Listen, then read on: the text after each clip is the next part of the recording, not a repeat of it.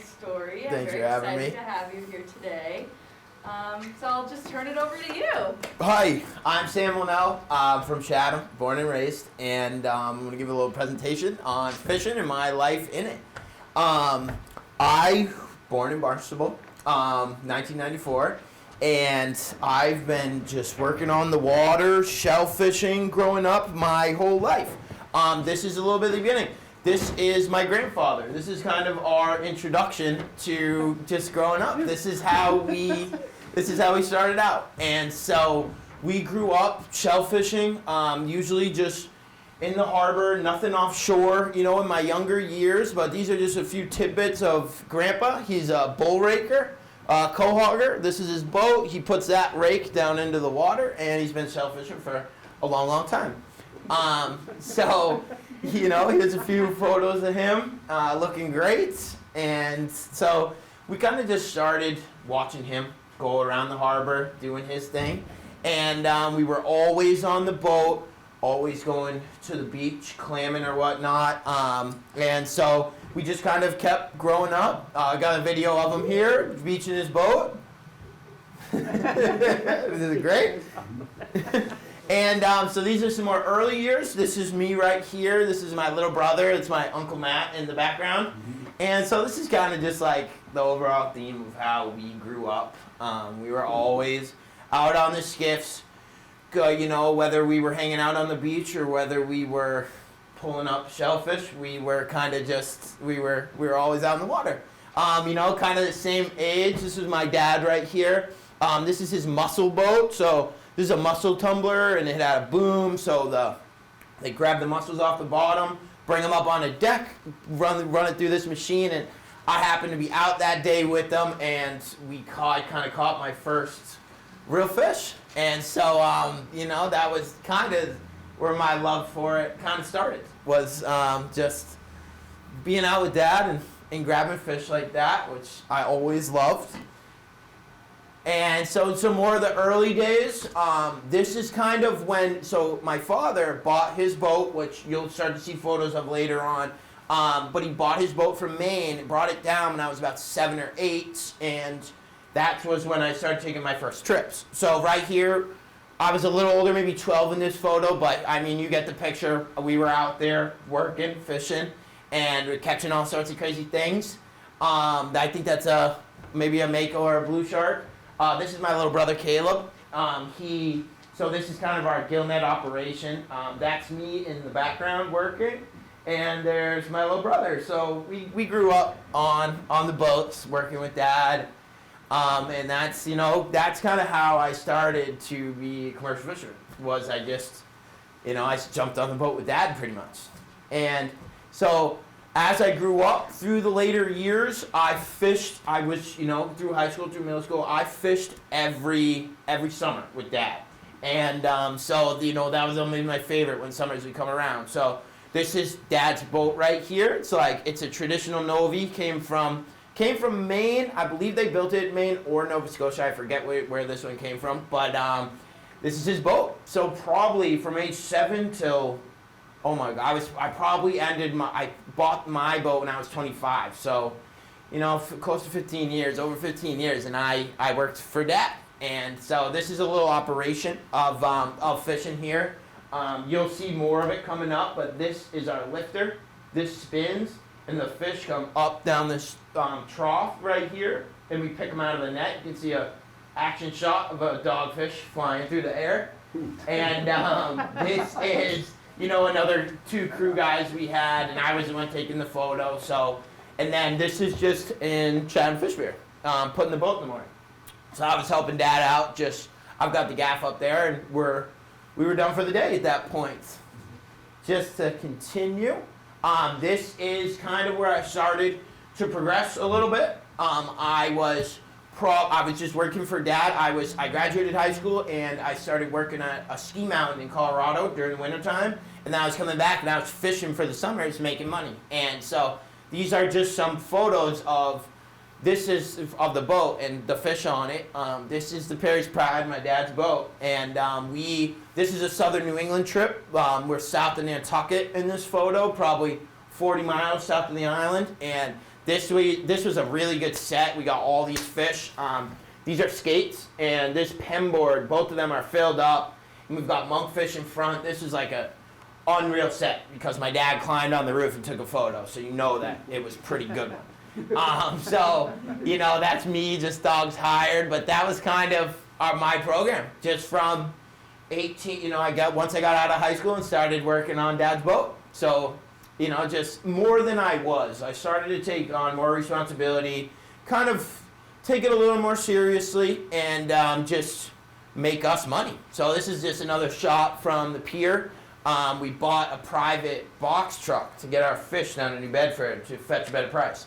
So that's what this rope and bridles are right here. We're not unloading, you know, with the traditional bucket like most people usually do. We had our own fish truck and we were loading it ourselves. So that was kind of a nice bigger step, and we just keep going. These are a couple videos from the Perrys. This is monkfish getting hauled up right here, coming over our roller, and you know, standing, crawling around, and that's us picking fish. But you know, that's a really good set. Those are good numbers right there, and just some shots for you. So you know, that was our program. That's like a good monkfish haul. And we do that. We do those southern New England trips probably about January to June, usually. But you can go down and fish it whenever. I started in November this year. This is another shot of the Pride where we were just full on loaded, lots of skates, and just driving home. You know, that's just hopefully a day-to-day thing for us, was loading up that boat. It doesn't happen all the time. So, you know, I just kept working on the Pride every summer, and I was going to Colorado to go skiing. And then I got a job in California. I got a job on a crab boat right south of San Francisco on a harbor called Half Moon Bay. You guys might know him, but Steve Fitz was from Chatham, and him and his uncle were seining out in Chatham, and they were doing really well with it. And the uncle had ties to California, and seining is this. I'm not too well versed with it, but it's like a dragging operation. You drag the net, and they were doing really well with it in Chatham, so they bought this boat in Louisiana, sailed it through the Panama Canal, and started doing it in California, because this way of fishing was super effective with the crazy depths of California, because it gets so deep there.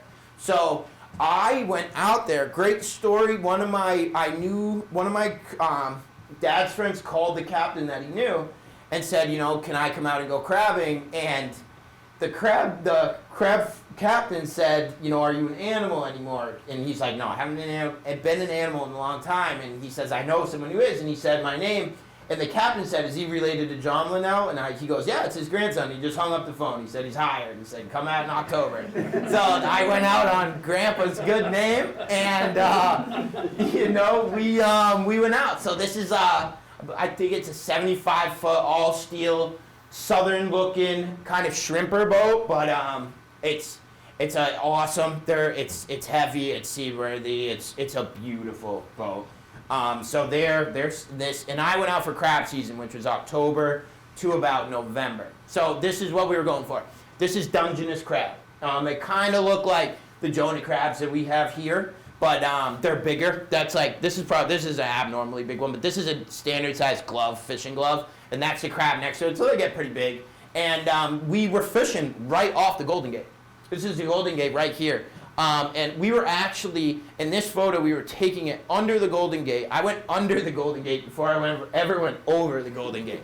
So this is San Francisco in the background. That's Alcatraz right there. And we were taking the boat in this shot to be hauled out in San Francisco Bay. But when we started fishing, we were really right off the Golden Gate. Super cool. So crab fishing was it was very hard. It was one of the hardest, you know, we were out for weeks at a time, or not a week, about a week at a time. But the first crab opener, we stayed up for days. It was, you know, I was about 22, and it rocked me. It was hard. So this is loaded. I showed you the boat before. These are all the pots. on the boat, reel loaded up. There's some in the fish hold. We could get all 450 pots on the boat at one time, which is just crazy.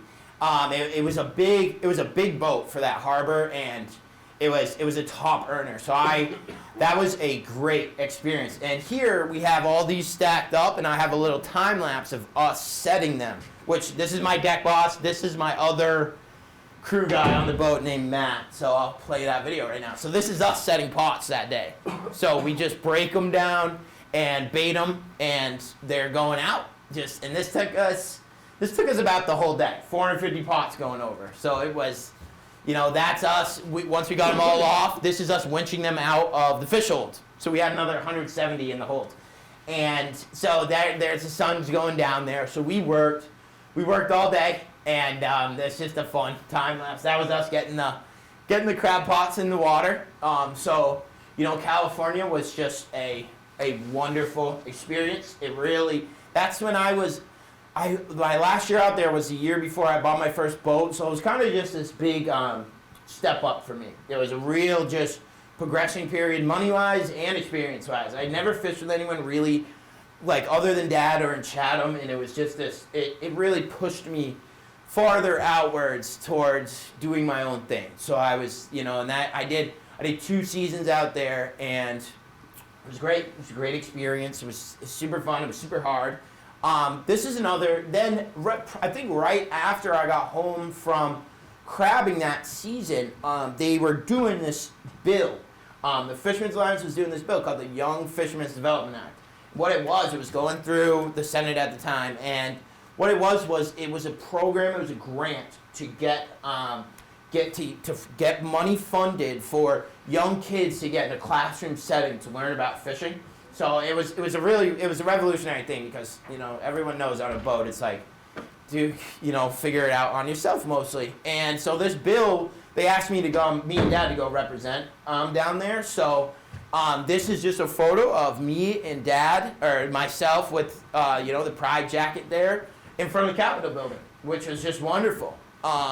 We had a great time lobbying. I've talked to a couple senators, mostly their secretaries and such, but I went in there and me and Dad got in from fishing that day and that morning, and he handed me the piece of paper and it had the bill on it. I knew nothing about it. Handed me the piece of paper at the airport. And we got in from a fish trip. We went to Providence Airport. He said, we're going to do this. And I got in that first day and I was comfortable with it. I started talking to everyone, and the next day, when we got back, the Alliance was like, you should be an ambassador for us. You should start talking to more people. So I did that, and that was a nice part of my career too, because it was another big step up, like crab fishing was. It was something to be more public about, and this is not the fishing boat right there. So that was just a great tidbit. And then I bought my first boat. I did the DC thing, and I was working for Dad that summer, and it was just time I just felt like we needed to step up. Just had to go after it. So I found this boat. Someone recommended this boat to me. This is a 42 Bruno. This boat is 1973, so it's 50 years this year. And it was set up for gill netting, and it was from Gloucester. So I drove up, saw the boat, and I loved it. It was cheap. It was well taken care of. It was a great first size for a starter boat. So that first summer, I bought it in October, and then I worked on it all winter, kind of fabricated it to what I needed it to do. Not that it needed much, but after that, I just started fishing that summer. And I made every mistake in the book, but we made it work. I had the oldest electronics on there. I still wonder how I found my gear out there, how I got over the bar in the morning. My electronics in the fog, it's hard. So, and everything was outdated. So that first month was a hell of a time. But we made it work, and I fished hard that summer. This will come a little later. I've got a video of it. But 2 weeks into me fishing this first season, the tornado hit while I was out there. So I've got a video of it, but that was just another trial by fire. This is just a photo of me and Dad's boat that I loved in Riders Cove for a storm. We rafted up. This is just kind of heading out in the morning. And it was, these 42 Brunos are great boats. In the 70s, they were top of the line. This boat, I have sold it, but it's still in the harbor. They turned it into a lobster boat. It's right down at the pier. A friend bought it, so I love that. Still in the harbor. And it's this, when I put one of these pictures on one of the Facebook groups of commercial fishing boats, a lot of people just from that group follow it. We're like, I worked on that boat before. I've done this on that boat before. So it had a lot of history with it, and it got me through a lot. And I had to upgrade eventually, but it was a great first starter boat. And just some more pictures from it. This is like a Polaroid of me, and that's my middle brother right there. This is another crew guy who's a friend from town. This is just kind of starting out. And this is my middle brother here. He worked for me for 2 years, and this is my little cousin Kelsey. So the family was always involved. This is a load of skates. This is what it looks like. We loaded the boat that day. Just that was the start of my captaining career. And this is a little more of it. More pictures of the boat loaded. Just so you can get a perspective, like this checkerboard, the hauling station would be up here on the boat, and then they go into this pin.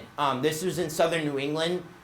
Everyone told me not to take that boat south so far. I went for it, and I did a couple trips, long trips on that boat, which I was always scary because you're not right off the beach. But we did well down there, and just to put it in perspective, this checker's filled with skates, and in another shot, this is filled with dogfish. So that's how we load fish in there. And my middle brother is spreading out the nets in the back of the boat. We call it flaking, and it was his first time fishing too.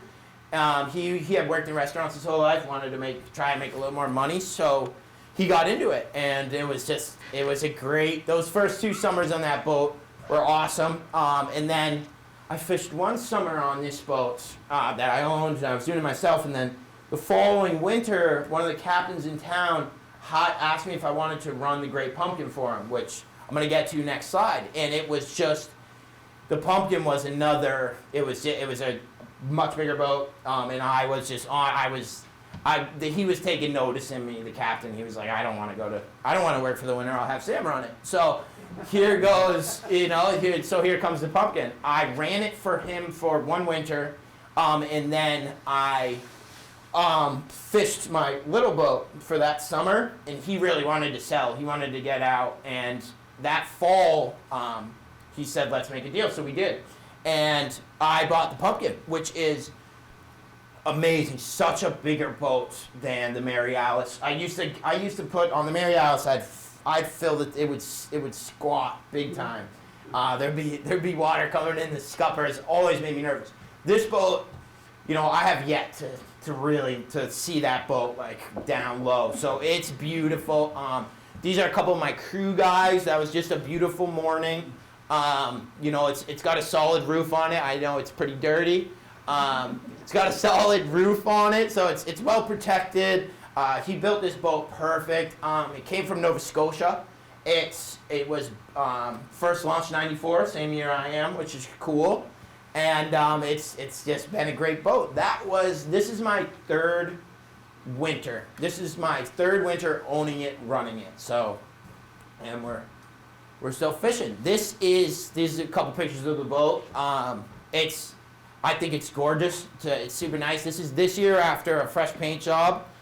This is in Harwich. I hauled out middle of November, which is super fun. And this is a shot from the winter before. We came in a blizzard. Just one of my favorites. That was just, I don't remember it being too rough, but man, was it snowing. And so that's kind of, the Pumpkin's just that was another step up. This is if hopefully a career boat. It's amazing for everything I want to do with it. It's clean. The engine in it's pretty relatively new. The previous owner put a new engine in it about 7 years ago, I'd say. So she's great. She's great. Knock on wood, everything stays great. But that's a little run through of kind of my progression through boats and how I came to where I am today. Just through the early years, Mary Alice, crabbing, DC. So, and then I have some more just kind of pictures of braving the elements. This video I'm going to show you is from, I was not on the pumpkin this time, I was waiting for the permit to come through on it. And they let me take the Don T, but I'd say this is the coldest I've ever been. We were fishing in a blizzard, and it's wild. This one's playing first, but this is just a load of fish on the pumpkin. You can kind of see it a little better here. We were, knee deep in fish, and this is the video of the snow. I swear to God, me and my crew guys, our hands are gonna fall off. We were so cold, and I was way offshore at that point. That boat's since gone. It was called the Don T. It's pretty famous. That boat's gone now. It's in Maine. It was sold, but great boat and just a wild experience. And then these are some cool shots I took of kind of just bad things that have happened out there. This is, I don't know if you know Bruce Kaminsky. This is his boat, the Never Enough. This is him getting wrecked on the bar. This is out front of Lighthouse. That boat sunk a couple times actually, but I took that shot. It's always a bad sight to see a boat laying on the beach like that. It's something else. But so that was just sad. He was coming over the bar, and I guess took a huge wave, and it got turned sideways. I'm not too sure on the details on it, but it's right on the beach. You can see people taking photos of it. Scary. He was fine, but still a scary thing. This is my uncle's gill netter. This broke off the mooring at the Fishery. So this is kind of near the cow yard right down the road here. No damage to it, just washed up right on the beach, went on the mud, and we ended up pulling it off. Another guy pulled it off, but still just a great photo of what can happen. And then this was right after the tornado. This is me headed in, this video of me headed in on the tornado. I'll just give you a little background. So the tornado, it was wild. I was fishing out there. I was 2 weeks in, and I knew that it was going to be calm that day, and then there was going to be wind out of the north. And I got done with my set, and I was way off trying to get dogfish, trying to make some money, improve myself. And I knew the wind was supposed to come out of the north. And I got done with the set, and I felt this wind out of the south, and I said, something's up there. That's not supposed to happen. And I opened up the radar blip, and I saw a front, the side, like 6 mile long front, and I said, holy crap. And then it got so bad out, and I pointed, I was really new, and I had everyone on the radio. We were all scared to death. And I just saw a pocket of light and pointed the boat towards it, and we made it in. But this is just, we're going up and down. Those are 12-footers. We were in it. This is my caption, a little dramatic. But it was just a wild day. I'm sure you guys remember the tornado. Pretty crazy.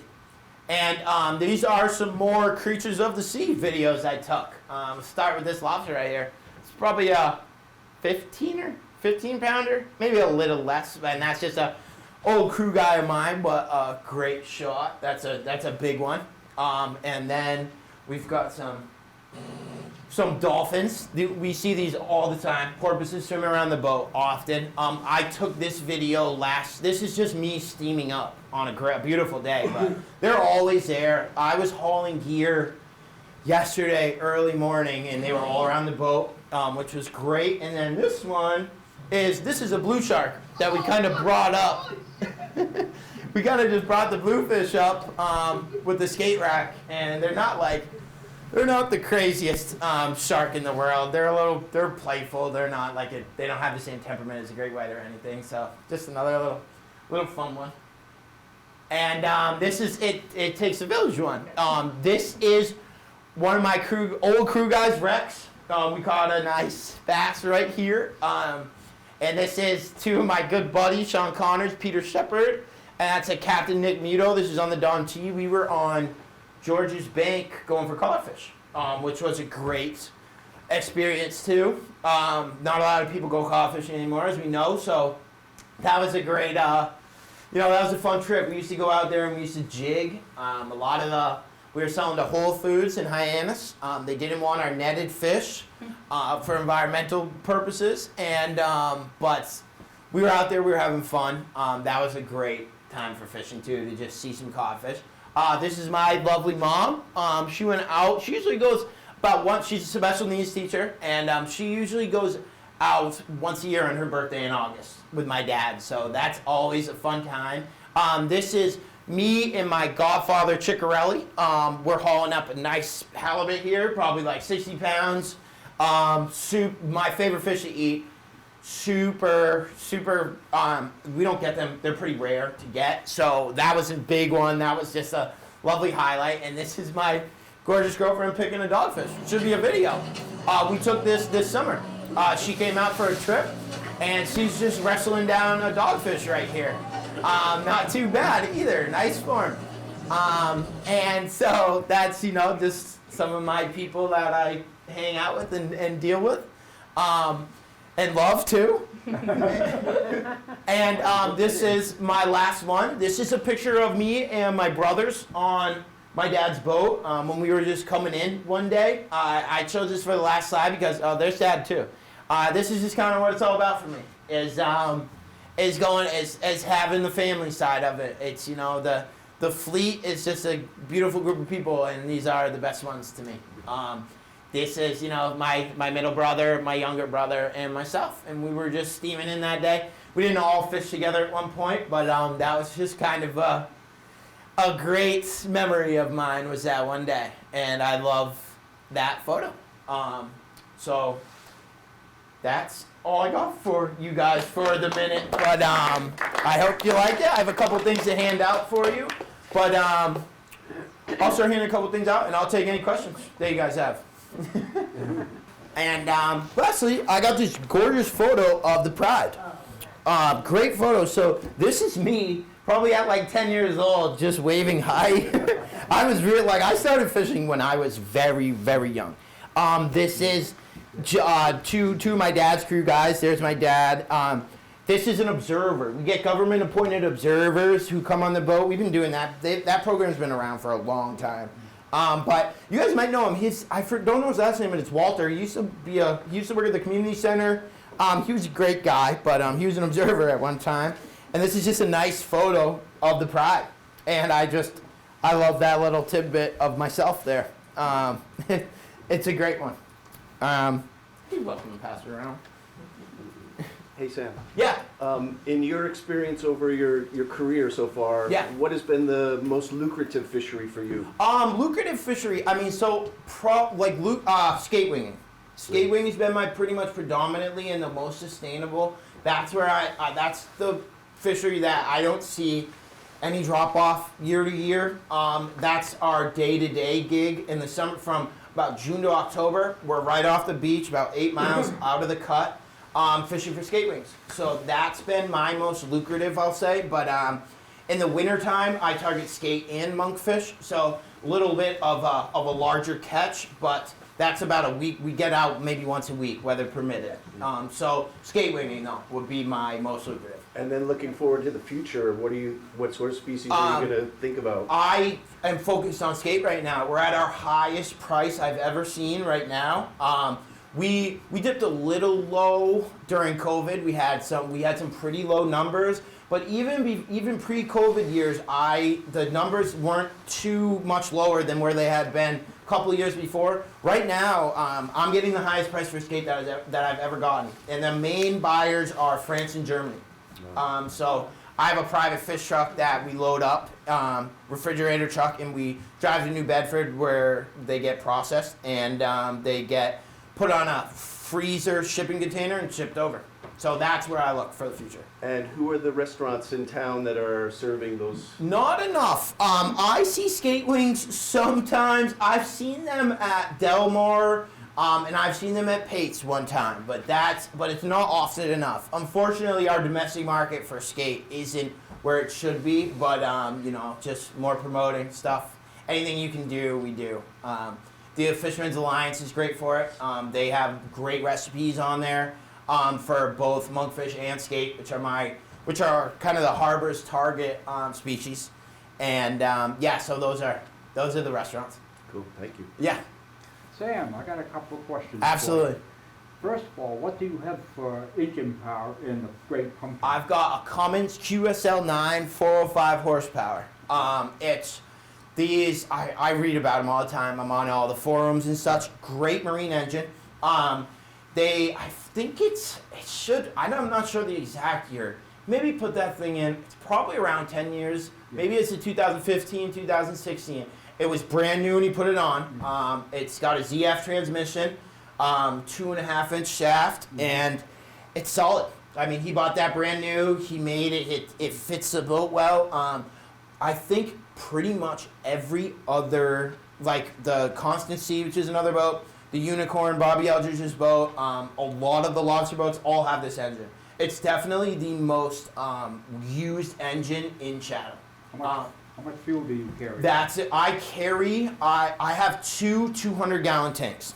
I'm burning about 100 I'm doing about 100 gallons of a trip right now to southern New England, and back. So I fuel up before every other trip. 2 trips I put on the tanks, just so you have extra down there or anything. The most I use in one trip down and back is 150 gallons.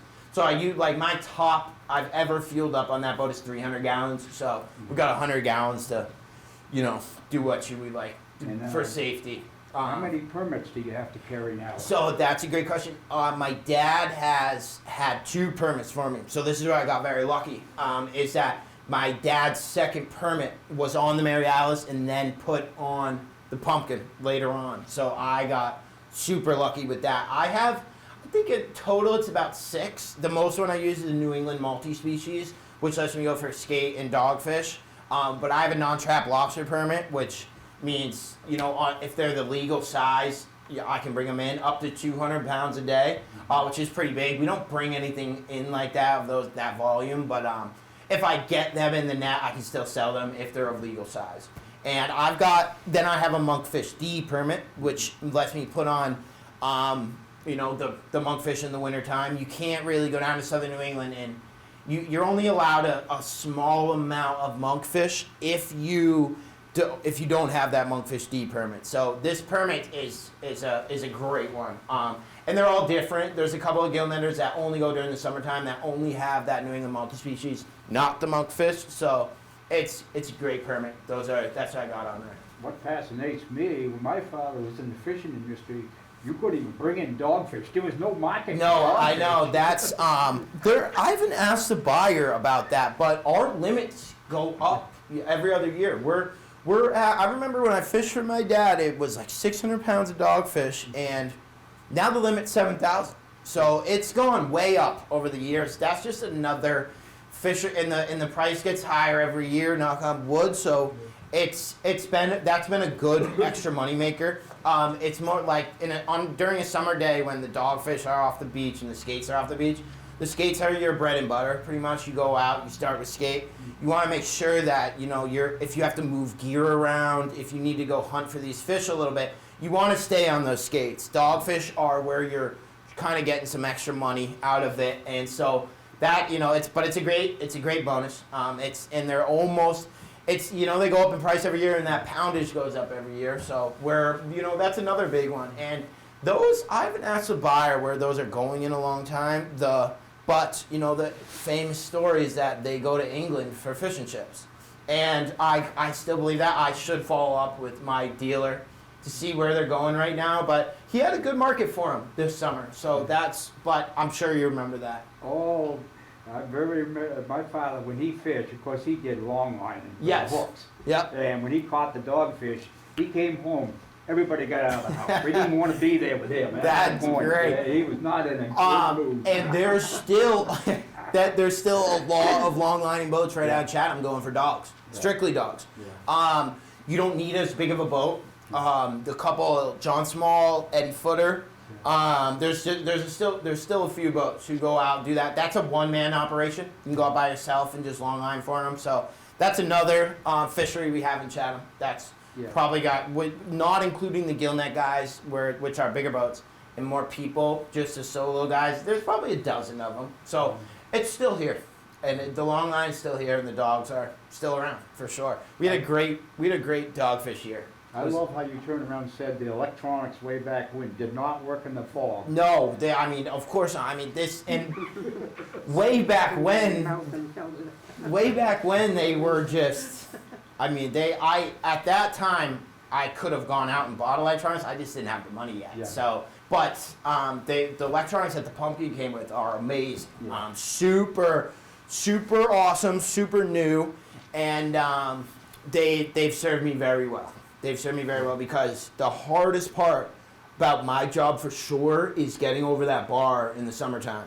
That's where my knuckles are white. That's where the mistakes happen because the channel for you to get out is about 20 feet. It's not. There's a lot of room for error. I had a couple days. I probably had a few days this summer where I ran aground and that tide was dropping and we sat there for the day, you gotta wait 7 hours for it to come back up and to get your boat off. And the Pumpkin's a big boat, just like a lot of these Novies and gill netting boats are. They're they run aground. They draw a little bit. Just in that regard, what's your going across the bar? You have a problem. The Coast Guard has a new sort of mission that they're on. The harbor master's got a goal to get a boat. Yep. If you have problems, who are you expecting to come rescue you and how?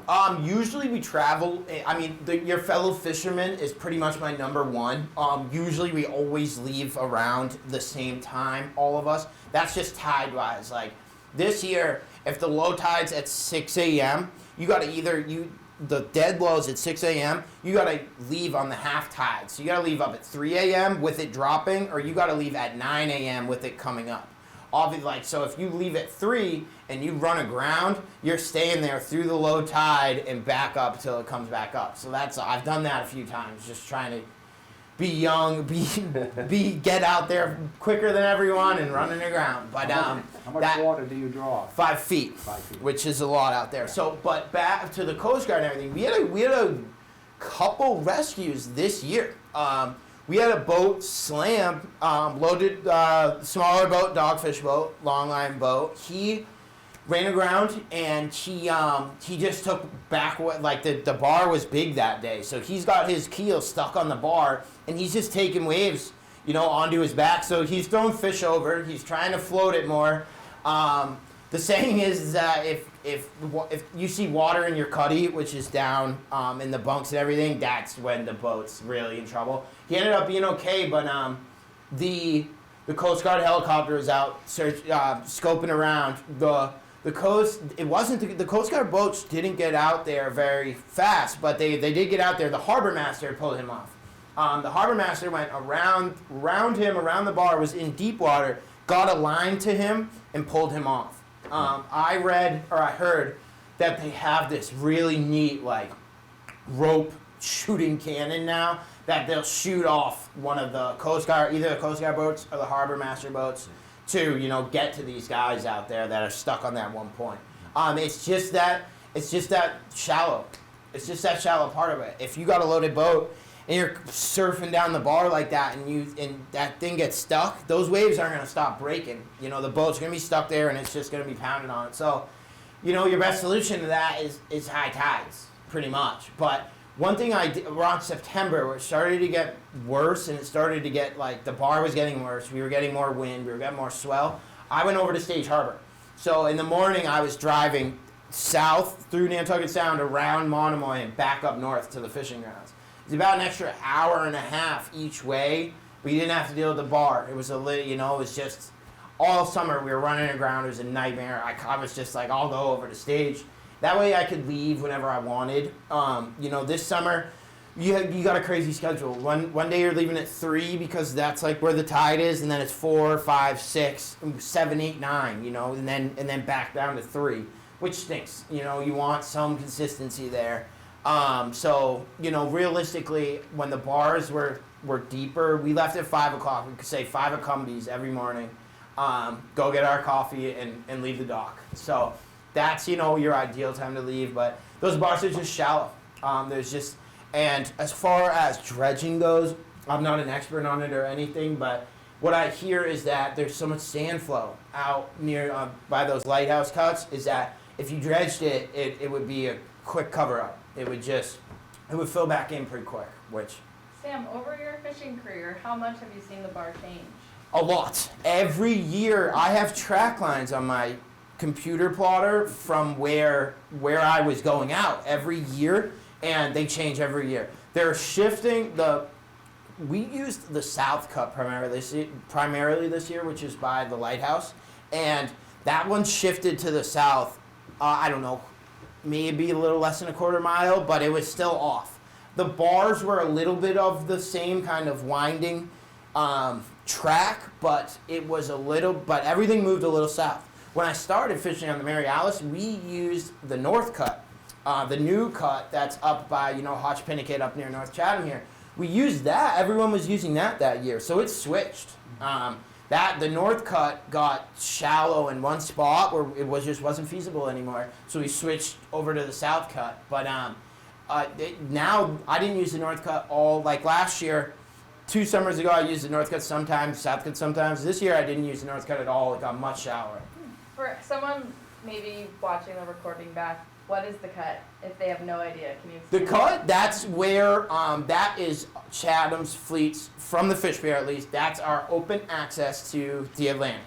That's where the sandbars passage kind of is, and that's the way over the bar. So you have the big long North Beach that goes all the way down, and this is where the beach is broken, and this is where you try and get your boats out of. Has that always been there? Or? Yeah, well, no, so the Southern Cut's always been there. Yes, the Southern Cut's always been there to my knowledge, but the North Cut, that broke through. A couple years ago. No, it was more. It was at least 10. Is that the Fool's Break? Or? Yes, maybe Fool's Break. There's a new one directly in front of CBI. That one broke this year, or last winter. That one broke in a storm. The one north of that, which is by Hotchpinnicket near North Chatham here, that one broke, I feel like, at least 10 to 12 ago. So, I think it's got water on the outside of it, but it's the inside harbor part that's not very good. And that's true for the South Cut, too. We can find water closer to that ocean, like closer to the ocean out there, but closer to the beach, that's where it's starting to close up more. But, it's just something you got to adapt to. Yes? I'm new to the area, so when I heard cut, I thought of a dredged channel. Okay, no. That's not what the cut means? No, Okay. it's not. It's just that's the natural flow of water where the deep water is coming in through. So the most tide, that's where it's pulling through. That's where the boats are exiting and entering. And so there's no markers, there's no... It is marked. Oh, it is marked, yes. Who maintains the markers? Chatham Harbor Master. Chatham Harbor Master. They go out and do that. They do the best they can for sure. They help us out a lot. But it's us that really know the ways, every like the real deepest ways. You just learn it going over it every day. Especially in a bright day where you got good sunlight, you can see the deep parts of it. They mark it, but sometimes you gotta go, 10 feet, a little over this way than where that buoy is. So, and it sounds like it's close, but if you're off by a margin, it's can ruin your day.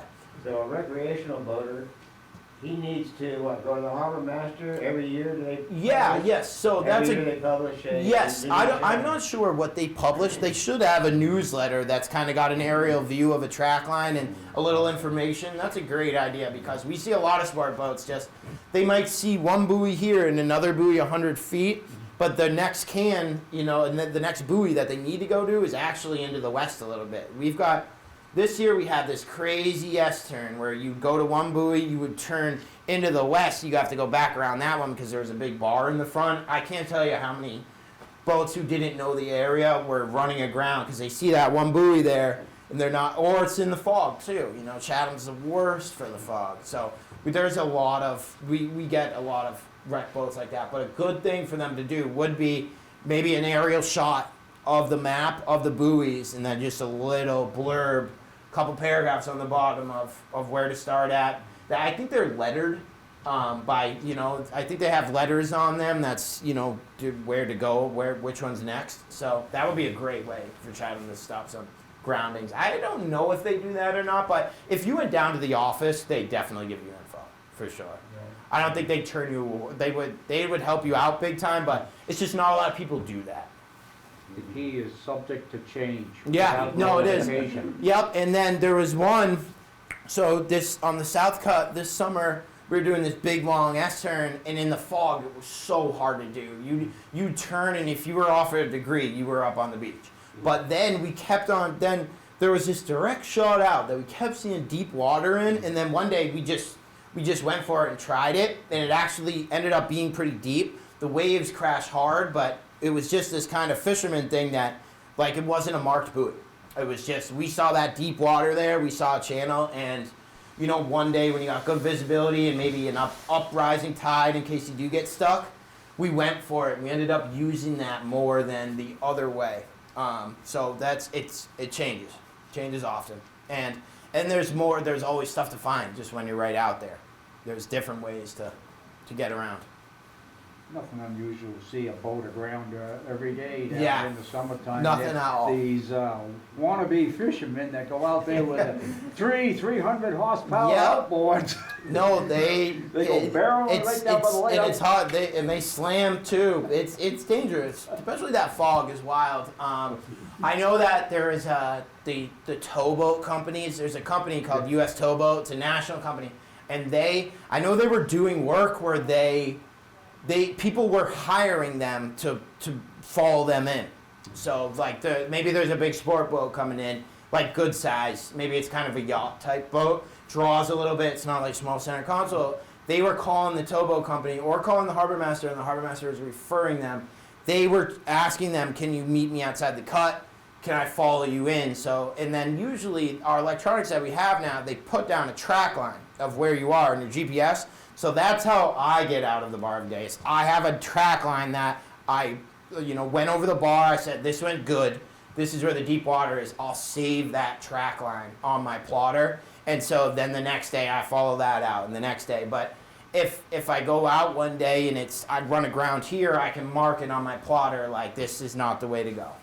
So electronics have been a huge improvement. I can't imagine going out with nothing in the fog, which I did for a couple weeks my first year. But you think about guys, 30, 40 years ago who didn't have anything, and it's wild. It's crazy. Yes. My father. Yes. And my grandfather. But yeah, no, that's the hardest part, I would say. As far as tracking fish, I mean, you're gonna come out empty-handed sometimes. It's just part of the gig. You can't win every time, but you just kind of keep learning and keep good logs of I do water temp, depth, and write a little note next to every one of my sets in my logbook, just to kind of get just to be able to look back at the information and do the best I can. And you have to keep your boat in good shape. Yeah, of course. Normal, like you saw my haul out. We hauled the boat out, good to clean that undercarriage. Your mechanical upkeep is probably even more important than just your hull. Just to talk a little bit about when boats are made out of wood forever. They get waterlogged. It's a piece of wood. So then they switch to fiberglass moldings. So some boats have fiberglass, but they call it core in the middle. It's like, and you got a piece of fiberglass on each end, and then core in the middle, which is like a styrofoam sometimes. They were trying, my first boat was core, and it's in between the two pieces of fiberglass around the hull, and they were trying to make the boats lighter. It was a great idea, but what was happening was you were bumping into something. Fiberglass was weeping water in a little bit, and it was filling that styrofoam with water, and these boats are getting very heavy because of that. It was a waterlogged boat. There's a few of them around. The great thing about the pumpkin, and if you're gonna buy a boat like this, you want a solid fiberglass boat, all composite, so there's nothing can weep in. It's not gonna get saturated at all. It's just gonna be, it's all composite. So it's not, and the pumpkin is just solid fiberglass, which is great. There's a boat in the harbor that's core, and it's just running underground, beating it up, the water gets in there, and he hauled it out, and it just drains water the whole time it's out in the water. But and then your mechanical upkeep's huge. Just do whatever you can. If I just read about a valve problem, like it's not a major one, but a valve problem in one of these engines, like online on a forum. So I'll have the mechanic come out and change valves. I talked to him about it. We have a couple great mechanics in town that help out big time with the commercial guys. It's easy for a mechanic to go from yacht to yacht on Cape and get these cushy jobs. There's a few of them that really cater to the commercial guys. If you come in with a problem, they grew up here, they understand it. If you come in with a problem, they'll put time aside of their day to jump down there and help you out, which is a really nice thing, just because it does take a village. And so that's a great thing, but mechanical upkeep's huge. Keep your stuff clean, and keep fishing. Yeah, how about the stuffing box? Are they better now than what they used to be? Yeah, I just repacked mine while I was hauled out. So you got if the stuffing box, just to give you a little kind of tell you what it is. You got the propeller on the outside of the boat, and the propeller is directed by the motor shaft that runs the length of the boat, and then the propeller on the outside. So that propeller's got what we call the shaft goes to that propeller. On the outside of the boat, underwater, is a cutlass bearing. That's what it's called. So it's this big. I think they're iron, but that's maybe steel. But they stop the water from coming in. It's got a gasket on it that the shaft spins around. It doesn't let water in. But on the other end of that cutlass bearing, the shaft goes through. On the inside of the boat, it's called the stuffing box. So what it is this big long bearing that has. We put these big wax dipped pieces of rope on there, and you push it down and tighten it. So the water, you want those, I just put new packing on mine, and then you tighten it up. It's got bolts on it that you press in. That's to keep the water from gushing in, because it wouldn't gush hard because of that gasket on the outside of the boat, but it would drip. It's supposed to drip a little bit. It's supposed to have like just one small drip, because you don't want it just so tight, because then the shaft has a chance of not being able to spin and breaking. So the stuffing boxes are, I'm not sure what you were dealing with, but they're good. They didn't have any rubber gaskets on the outside. Oh yeah, wow. They just put the yoke in there and just pray. Yes, no, mine's tight. I do it every year. It's a good thing to. Oh, you have to do it every year. Yes, do it every year. There's no ifs, ands, or buts about it. Yep. It's a wear point. Yes, it's a wear point. So yeah, they're great. No complaints. They do some tight. They do like it's that wax dipped rope. Yeah. They do like a nibral now, so it's tougher, which I just put in. So it's good. Technology comes up like that every year, and doing boat stuff like that is fascinating and it's super cool. Thank you. Thanks, guys. Thanks for having me. Thanks so much for coming. Absolutely, Yeah, that was absolutely. great. Yeah.